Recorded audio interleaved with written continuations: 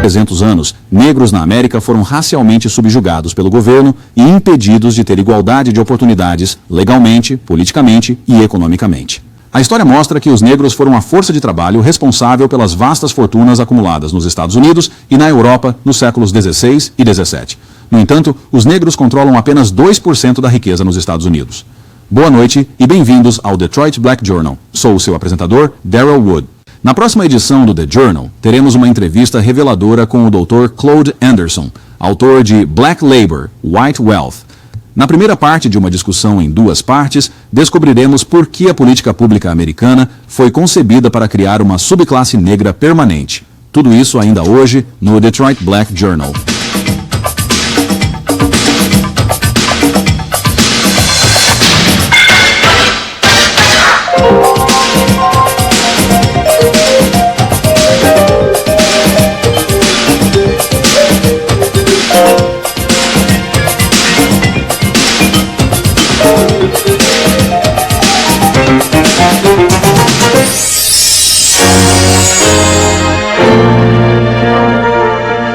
Obrigado por se juntar a mim nesta edição do The Journal. Comigo nesta edição está o Dr. Claude Anderson, autor de Black Labor, White Wealth e também presidente do Harvest Institute. Dr. Anderson, obrigado por se juntar a nós nesta edição do The Journal. Bem, Daryl, obrigado por me receber aqui. O Harvest Institute é um think tank negro que tem como objetivo reformar a política pública americana no que diz respeito aos negros. Isso mesmo. O que queremos fazer é, pela primeira vez na história deste país, criar uma política dedicada exclusivamente à reforma econômica e social da América Negra, fornecendo-lhes um plano nacional que seja proativo em resolver alguns dos principais impedimentos e conflitos e desenvolver estratégias amplas para lidar com o racismo branco neste país. Um impulso significativo nessa direção é o lançamento do seu novo texto, Black Labor, White Wealth. Esse livro é incrível no que diz respeito a destruir mitos, falácias há muito mantidas, mentiras e ilumina a história. Sim, eu queria. E esse era meu propósito principal. O que eu queria fazer ao escrever aquele livro era duas coisas. Primeiro, eu queria mandar um alerta para a América Negra. E em segundo lugar, eu queria provar três coisas. Primeiro é que os negros estão na situação em que estamos e têm estado nessa situação há 400 anos porque nos disseram, em primeiro lugar, que foi por decreto divino. Eu voltei e descobri que isso é principalmente engenharia social, que as pessoas negras estão na situação em que estão por causa da engenharia social. E o que tem nos acontecido todo esse tempo, Daryl, é que ficamos presos no status mais baixo de um jogo de monopólio sem vitória. E a riqueza foi distorcida. Então, o que acontece neste país agora é que a sociedade branca controla quase 100% de toda a renda, a riqueza, os recursos, os negócios, as corporações, os privilégios e todos os níveis de governo. E aí reside o problema. Esse é o seu problema. E a questão é raça e recursos, e os negros não têm os meios para mudar suas condições. E a razão pela qual, historicamente, eles não tiveram acesso na América é por causa da forma como você aponta no livro, o sistema jurídico tem sido armado contra nós. O sistema político tem sido armado contra nós. O acesso à propriedade, riqueza, dinheiro, terra foi proibido por lei. A Suprema Corte tem sido utilizada como um instrumento contra nós. E ainda está sendo usado como um instrumento contra você. Explique isso. Porque inicialmente, quando a Constituição foi escrita, tudo o que a Constituição fez foi adotar a antiga política pública que já havia começado sobre os negros. Quando os negros chegaram pela primeira vez a este país, em 1619, havia aproximadamente 20 negros. Por 1634, a colônia de Maryland passou a existir. Naquela época havia cerca de 45 negros no país. Por 1638, algo muito profundo aconteceu, Daryl, que toda pessoa negra neste país precisa entender, algo muito, muito profundo. O que aconteceu em 1638? A colônia de Maryland emitiu o seu primeiro edito público. Isso está escrito e estabelecido no Código Americano. Foi codificado como lei na América. Entre esse ponto digamos, por mais uns 20 anos, por exemplo, as colônias europeias estavam pressionando este país, dizendo: ei, nós não te enviamos para a América para se divertir, apenas para aproveitar e relaxar, nós te enviamos para relaxar, nós te enviamos para a América para produzir alguma riqueza, alguns recursos para o nosso europeu, você sabe, para se livrar das cobras e rochas, e que precisamos de uma força de trabalho para fazer isso. E nesse momento, a sociedade branca sabia que tinha uma necessidade. Então, o que aconteceu? Eles formaram um forte senso de comunidade em torno dessa necessidade e disseram: precisamos encontrar uma maneira de resolver esse problema. Eles olharam para aquele decreto público emitido em Maryland em 1638 que diz: os negros nunca devem desfrutar dos frutos da sociedade branca, e expandiram isso.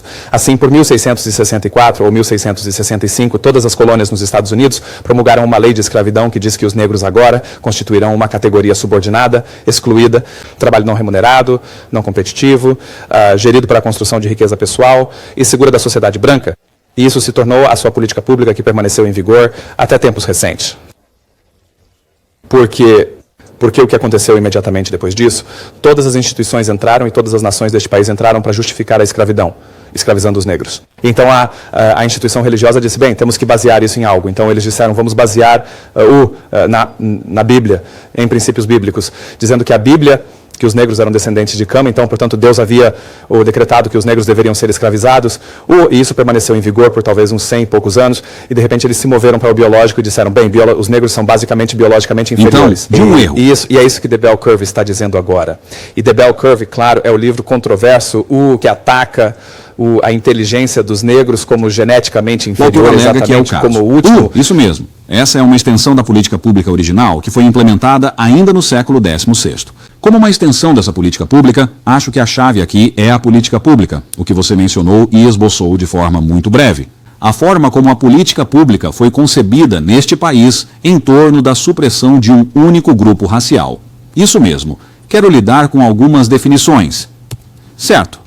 A política pública foi usada na medida em que as pessoas negras seriam suprimidas. Avançando no tempo, os negros pensavam que a grande salvação da raça poderia ser resumido em uma palavra: integração.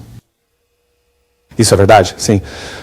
Deixe-me buscar essa política pública, atualizar você sobre isso. Essa política pública permaneceu em vigor até, digamos, 1705, por exemplo. Em 1705 foi codificada no que chamamos de Código Escravo. E o Código de Escravos dizia que naquele tempo definia como no futuro todos os brancos se comportariam e como os negros se comportariam. E é por isso que foi chamado de Ética do Sul, onde os negros não podiam desafiar os brancos ou levantar a mão para se defender contra uma pessoa branca, como ele deveria. De fato, foi dito aos brancos que era seu dever, de fato, suprimir exatamente. E severamente, exatamente, lidar com os negros exatamente, para impor o status quo, ou eles próprios seriam considerados fora da lei. E, em outras palavras, eles violaram o código branco. E veja, naquela época, o que o código dizia é que todo branco deve, de fato, deve impor este código. Toda instituição religiosa deve subscrever a ele, todos os níveis de governo devem ser responsáveis por ele, certo? Deve ser transmitido através dos seus costumes sociais, Darryl, e também através das suas leis. Coloquei muitas dessas leis no final do livro. Certo. E uma vez que isso foi codificado em 1705, todo mundo entendia a lei. Então, por exemplo, em 1710, a Virgínia então disse: agora que temos uma comunidade branca unificada, eles então dividiram a comunidade negra ao aprovar o que chamaram de manumissão meritória em 1710. E o que isso diz agora é para garantir que os negros nunca tenham um forte senso de comunidade, um eu unificado, nós vamos conceder alforria meritória. É por isso que todos esses estados do Sul tinham leis de alforria meritória, para qualquer negro que se voltasse contra seu próprio povo. O que, em efeito, dizia que os negros poderiam ser libertados, para desfrutar direitos e privilégios na sociedade por se tornarem comerciantes em prol de seus próprios direitos. Livre, mas nunca poderia ser comparável a um branco. Então, quando essa lei foi aprovada, então descobrimos que um negro podia ser recompensado por delatar outro negro, o que chamamos de crabbing, e de um possível 150 chamados de insurreições ou revoltas escravas, uma pessoa negra denunciando em cada um deles, certo?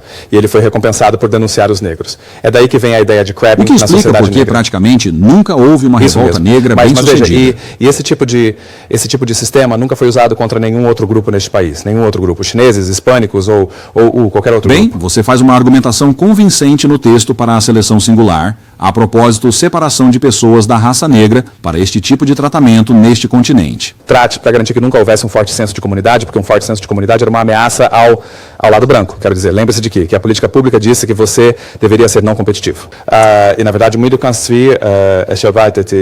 único monumento neste país do qual tenho conhecimento que até reconheceu e homenageou um negro por ser esse tipo de negro, ainda está em existência em Harper's Ferry, onde John Brown realizou seu ataque naquela noite. Claro. Se você for até lá, logo fora do hotel, há uma grande caixa marrom. E há um grande monumento esculpido, uma escultura para o escravo negro que saltou da varanda na noite em que as tropas de John Brown entraram na cidade. E John Brown o matou. A cidade ergueu um monumento para o Sambo dizendo: este é o tipo de negro que gostamos. Passando da codificação histórica da opressão dos negros, ao ponto em que tivemos um movimento pelos direitos civis neste país, o primeiro movimento pelos direitos civis, não é o que geralmente se fala muito. No livro, você fala sobre a primeira vez que os negros foram libertos.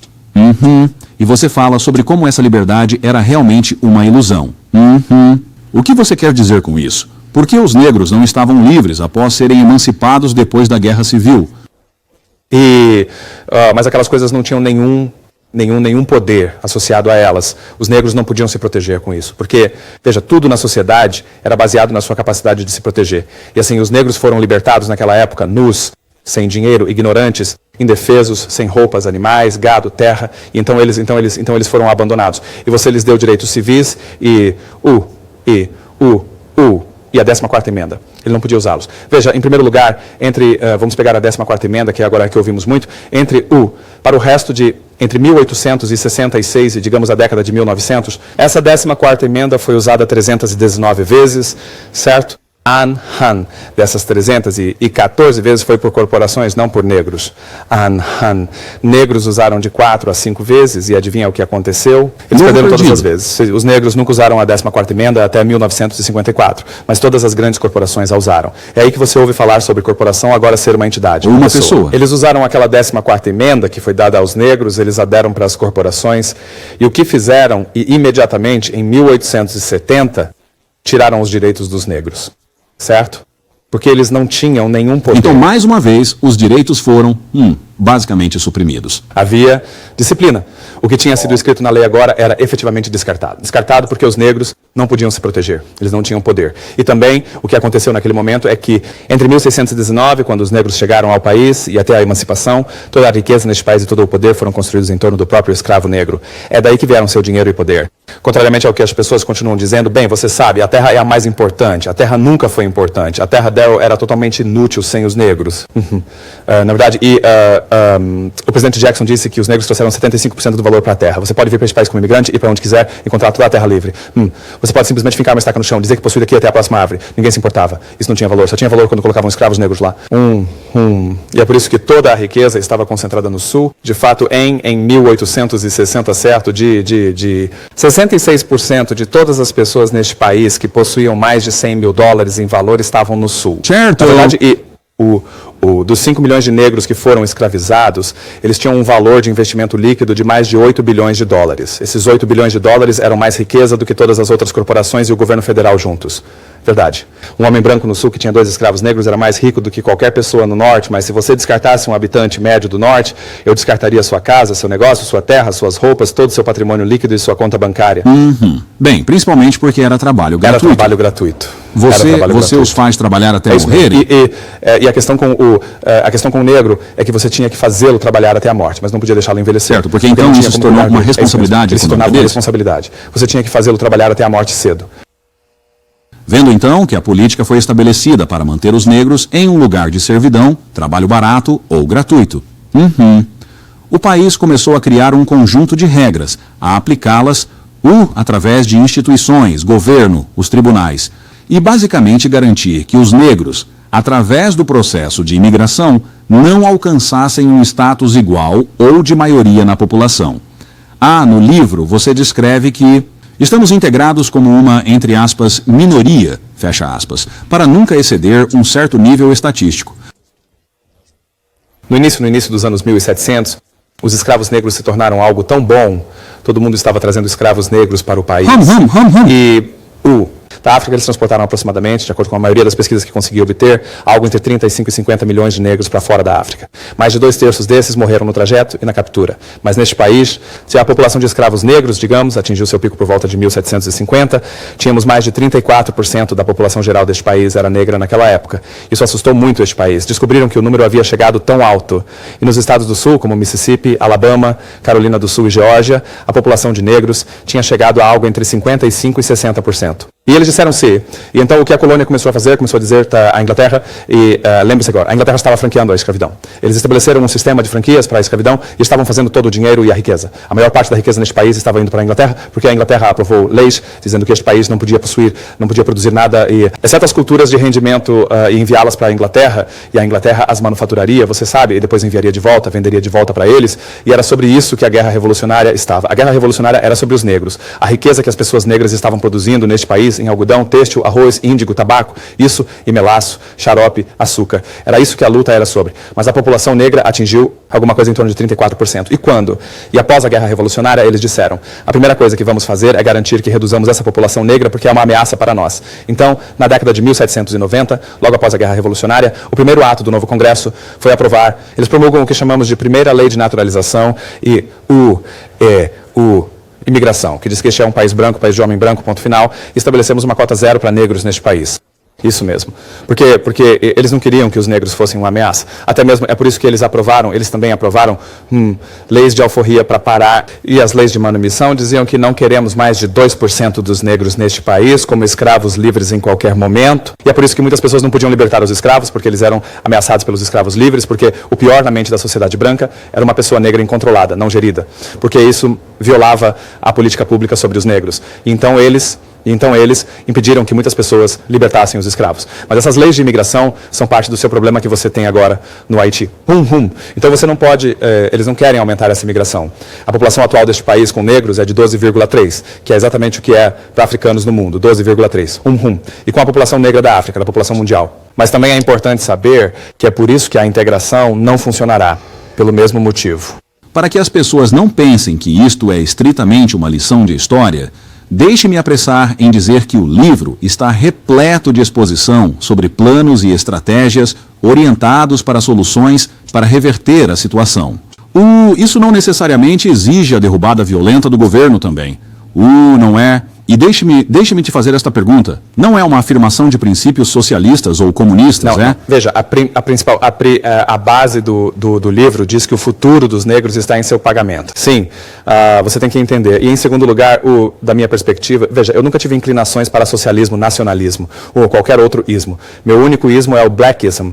E essa perspectiva que eu quero que o povo negro, eu me vejo como um pragmático do empoderamento, dizendo como chegamos de onde precisamos ir o mais rápido possível para nos salvar de nos tornarmos uma subclasse permanente neste país até o ano de 2013. E uma das maneiras que você diz que não funcionará é a integração. Mas os negros acham que a integração é o caminho a seguir. E os brancos pensaram para sempre. Os brancos liberais pensaram que a integração é o caminho a seguir. Claro. Se eu fosse branco também, porque realmente te coloquei numa situação difícil agora.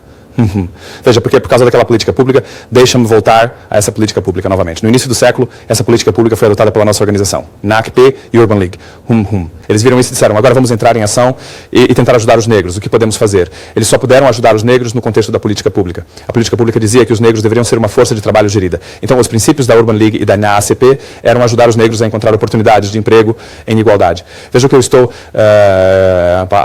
Porque, novamente, a lei estipulava que negros não podiam ter negócios que competissem com brancos ou fazer qualquer coisa que trouxesse lucratividade para os negros e atirasse dos brancos. Eles utilizam meios legais e extra-legais para manter os negros de fora. Em muitos casos onde os negros...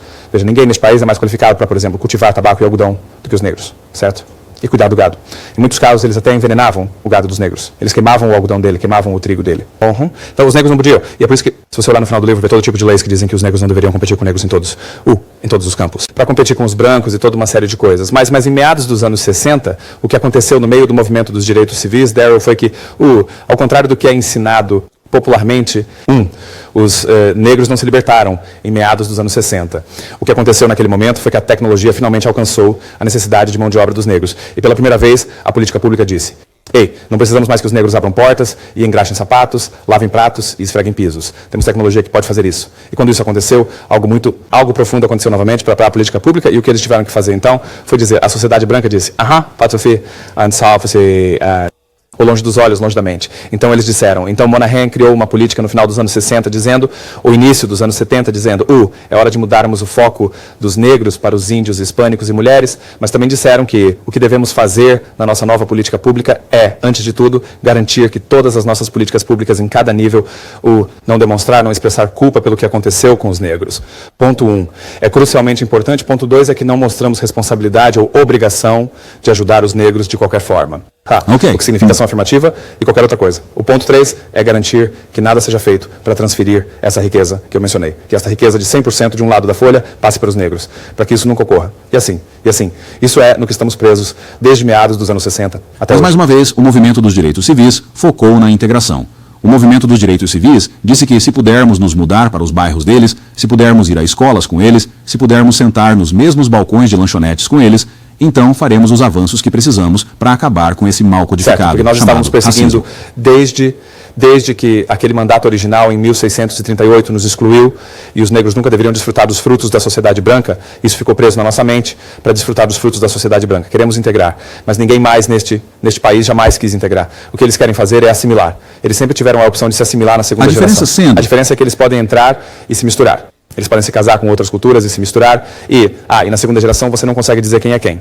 Ou eles têm a opção de estabelecer uma pequeno Haiti, ou pequena Havana, ou pequena Cuba, ou pequeno o que quer que você... pequena Itália. Mas os negros queriam se integrar e integrar matadores por vários motivos. Vou tentar abordar esses pontos rapidamente. Está bem. Em primeiro lugar, a integração é apenas uma forma nova e modificada de segregação. A única coisa agora é você reduzir o seu povo a uma unidade menor e desafiou o primeiro princípio do poder, que é que você não tem mais poder numérico. Agora você está em pequenos grupos espalhados por grandes áreas urbanas. Esse é o primeiro ponto que vai nos derrubar. O segundo ponto é que a sociedade branca mantém o que chamamos de equilíbrio racial, ou o que chamamos de ponto de inflexão, que diz que aceitarei pessoas negras, principalmente em 0, mas as tolerarei em qualquer lugar de até 5 a 8% de qualquer população dada. Mas no momento em que eles ultrapassam de 5 a 8% da população, já não é mais integração, é invasão. E eu devo tomar medidas contra isso. Então, ou tiro meus filhos da escola, coloco minha casa à venda, mudo meu negócio para os subúrbios, ou eu vou me demitir da organização, certo? Porque não vou deixar que eles tenham esse domínio sobre mim.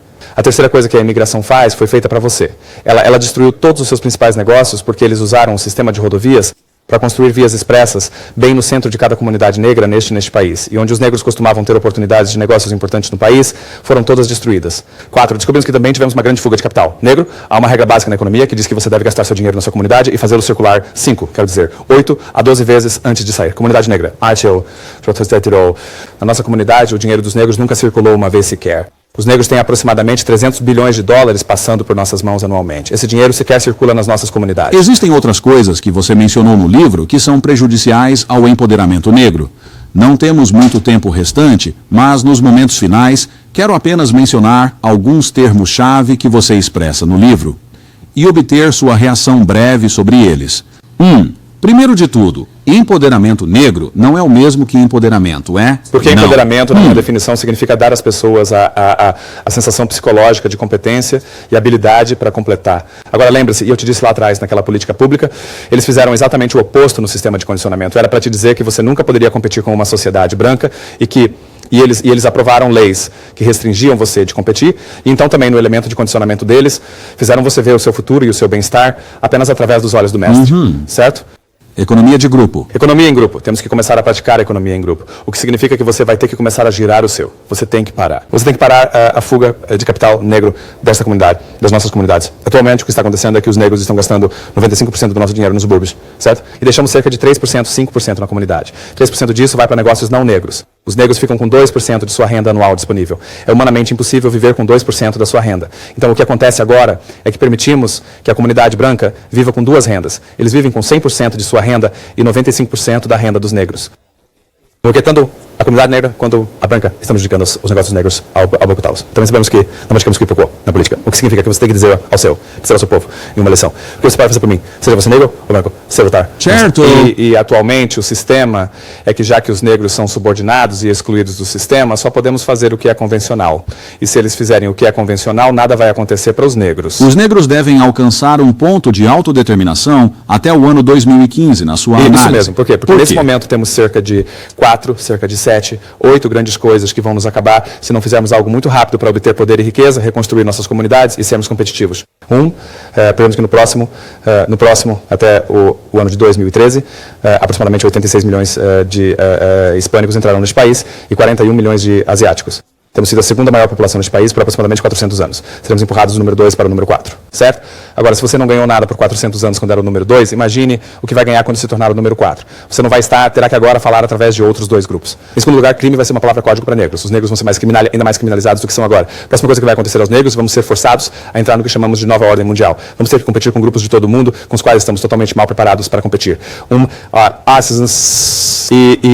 Mas deixe-me chegar a outro ponto rapidamente. Deixe-me Está bem. pular Muito isso um rapidamente. segundo. Muito Então, porque uma rapidamente. das coisas em que quero que os negros também se concentrem é nos direitos civis. Você perdeu essa questão sobre direitos civis. Temos que nos afastar dos direitos civis porque isso não é a questão principal. Direitos civis não lhe darão nenhum poder, nem a integração, porque os negros foram tão psicologicamente, tão politicamente e tão economicamente danificados por 400 anos de privação, exploração, que os direitos civis e integração nem sequer nos alcançarão. Não podemos ser alcançados por isso. Não pode fazer nada por nós. Na verdade, mesmo se você for falar sobre direitos civis, então mude isso, certo? Em vez de falar sobre, veja, gays falam sobre direitos dos gays, deficientes falam sobre direitos dos deficientes, mulheres, femininas, direitos das feministas, veteranos, direitos dos veteranos. E quando você chega aos negros, por que falar sobre direitos civis? Não conhece nenhum negro chamado civil. Fale sobre direitos dos negros. Em vez de falar sobre integração social, fale sobre integração O livro econômica. é Black Labor, White Wealth, The Search for Power and Economic Justice. Claude Anderson, obrigado por se juntar a nós. Muito obrigado por me receberem.